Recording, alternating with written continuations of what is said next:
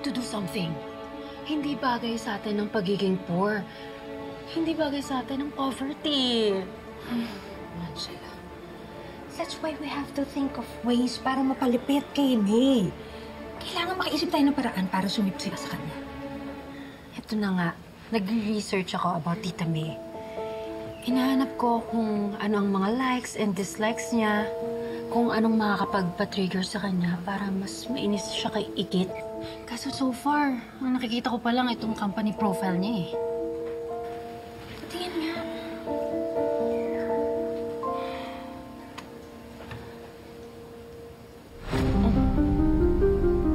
Why, Mom?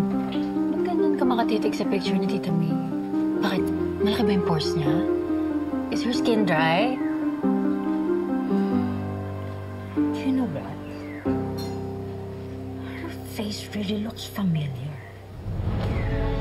I really think I've seen her before. Hindi ko lang talaga maalala kung saan.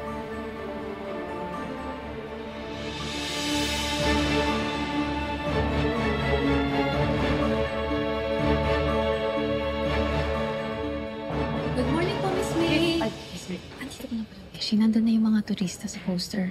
Yan. Miss May. Sige, tama. Unahin niyo muna yung mga turista natin kasi baka mamaya pag nainip yun, baka puro bad reviews ang iwan sa website natin. Sige na. Sige po, Miss May. Ako na pong bahala sa kanilang magbigay ng TLC. Tourist Love and Care. Sige po, Miss May. Bye-bye. Bye-bye po.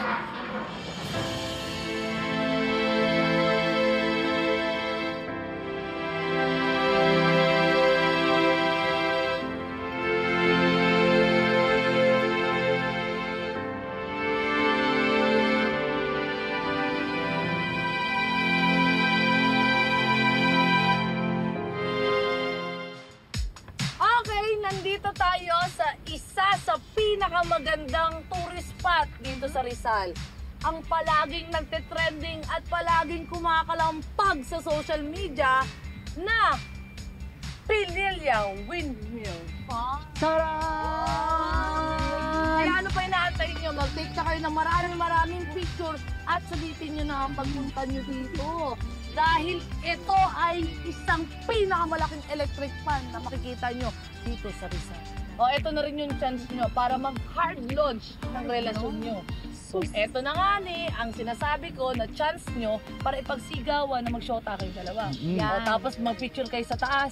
After 30 minutes, guys, after 30 minutes, babalik kayo dito kasi dito tayo mag-meet ulit. Yes. O, ano pinaantay nyo? Go! Roy!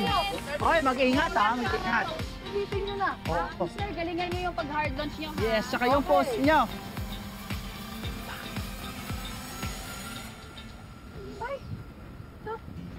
Nakikita mo? Uy, ba't parang ikaw yung na-hard launch sa pangiti-ngiti mo yan, besh? Kuya nga. Saya yan. Parang ayaw nyo naman. Di naman. Hindi kasi, di ba? Masaya ako kasi natupad na yung birthday wish ko.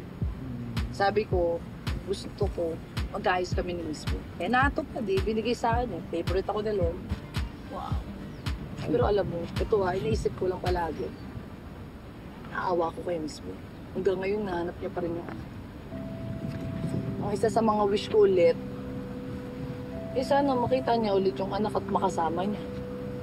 Kasi deserve niya yun na makita niya si Emily, yung anak niya, di ba? Tama. Ikit, di ba nakwento mo dati na magka-birthday kayo ng anak ni Miss May? Oo, tsaka sure ako na magising pretty ring kami.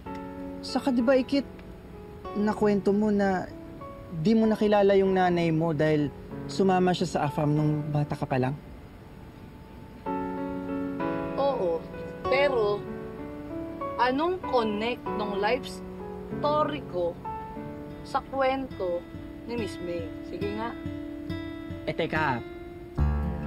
Kung nawawala ang anak ni Miss May at nawawala ang nanay mo, tapos magka-birthday pa kayo ni Emily, at may jowang AFAM si Miss May, hindi kaya si Miss May yung nanay mo?